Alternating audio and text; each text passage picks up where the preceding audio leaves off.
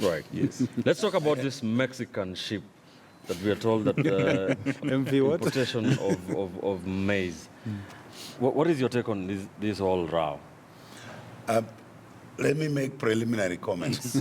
One, the Mexican sheep is part and parcel of the bandit economy. It's one of those players. One of the players is responsible for that Mexican sheep incident. But what I want to go back to, Ben, is the issue of the shortage of essentials. There is no political establishment anywhere in the world where resource distribution and everyday survival requirements are not a political issue. I find it, you'll excuse for me using this word, hearing some civil servants making political statements that don't make mambo ya unga a political, don't politicize. It sounds, for me, from my little experience around the world, it is almost incestuous for them to be making that statement. Two, there is an interesting thing. This shout about drought, there was a warning from the meteorological department in May last year, and in July last year, and in November last year, that there is likely to be a very severe drought. So the government of the day had the duty and responsibility to put in place mitigating measures to contain those aspects that are likely to affect the common man. When Jubilee promotes, she says these people are promoting whatever and they are promoting development. To me, development means improvement in the survival kit of the ordinary person, the quality of life. Improvement is not SGR. Improvement is not what you call GDP. Improvement is simply everyday appreciation.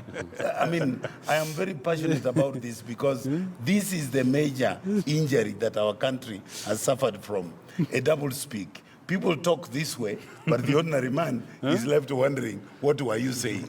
Let me allow Brian to respond on this. Yes. The Jubilee government had a whole year to prepare for this.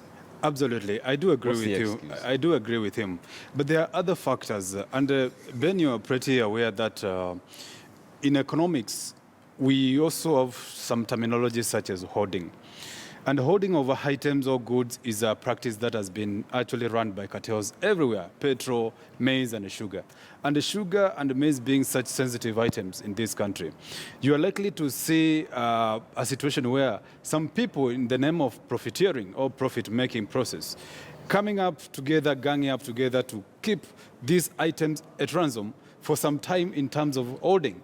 And we're not eliminating that. And I'm not saying that should be the biggest contributor to the problem at hand. But I'm just saying that is one of the issues that perhaps could be happening. And again, when you talk about government unable to put mitigation measures, I want to tell you that if you look at, the whole kind of scenario, the biggest problem that the government perhaps, and I'm not defending the government because I'm not its peace mouth, first of all. I want to say that any government that's sensitive to its people, if you take the time that this ship left from Mexico to Kenya, it is almost a month or 2 months. And you can take that period as a period that has already been sat down and planned for, before even the ship comes from Mexico all the way to here. So this must be something that had been planned before by the government. Fair point. But are you saying the government is unable to deal with cartels? Well, we are operating in a free market economy, Ben, and the government cannot be everywhere. So what I'm saying, a free market economy allows everybody to try or experiment whatever business that he feels that Even this hoarding. is a model that will give me profit. All right. So thanks. you have Fair no control enough. on Fair free enough. market economy. Dismos, what's your take on this? But number one, you recall when Jubilee launched the manifesto, then Mr. William Samoei Ruto said, Kenya will never, ever again suffer from food insecurity. And if you go to, as Brian says, if you go to a dictionary, food security means that every single Kenyan must access food and the food must be affordable. And you must be able to take food which the World Health Organization recommends as your regular diet.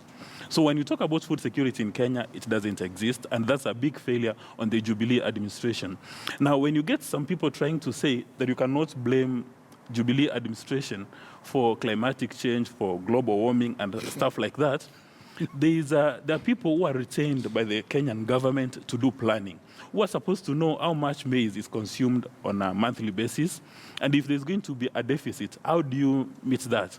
You know, for the farmer, or rather for the consumer that Ruto was addressing yesterday in Migori, they don't want all these explanations. You know what Ruto says, kizungu mingi na catwalk. For the consumer, they want to be sure that they've got maize at the table. And it's very shocking that the CS for Devolution, Mwangi Kinjuri, can actually admit in public that we have cartels in Kenya that are holding the country hostage, that are increasing the cost of living.